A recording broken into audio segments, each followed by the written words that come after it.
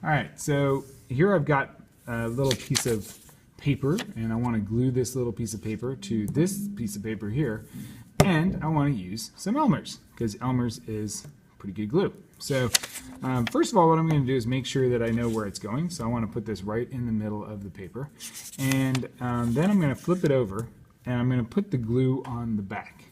Now, what I want to do is make sure that when I'm gluing, I'm just going to make kind of a box here.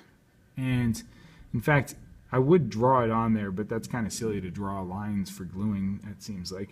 But essentially what you want to do is make sure you're not too close to the edge. You want to be kind of near the edge, but only about, I don't know, the closest I would ever get is maybe the width of the pencil.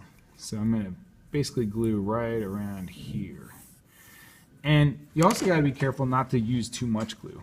So people have a tendency to get this kind of stuff, they open it up and then they grab it with their hand in a fist and they start squeezing really hard.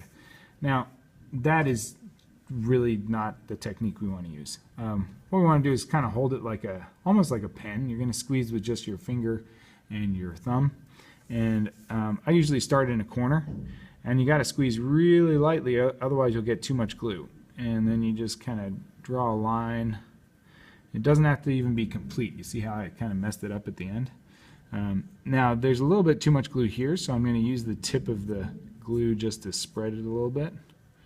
It can look a little messy, but I'm not applying any new glue here. Just trying to keep it reasonable. Now that I'm done with the glue, I'm going to screw on the top there so it stays dry, and then I'm going to carefully pick this up by the edges. See how I can pick it up at the edges because I didn't put glue there. Now I can flip it over. Oh, it's upside down, so I'm going to carefully turn it around because I want to make sure I don't mess that up.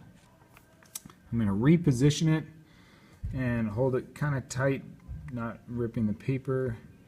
Set it down, and then from the middle I'm going to move my fingers out to the corners and then slowly kind of press down.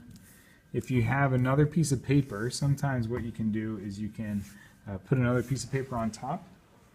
Let's see if I can get some paper. I'll get some scratch paper here, and then I can kind of really push it down, and that way it is nice and solid. Now sometimes you might get a little bit over the edges, and if you do, you can just kind of wipe it off with your finger and make sure that the edges don't get sticky, especially if you're putting something into a folder or into a notebook.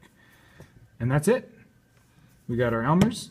We got something that's stuck in there now, and it's going to stay in there for as long as we look after that piece of paper, and we are not causing any sort of major trash to go into the environment. Sweet. Thanks, guys. Get gluing.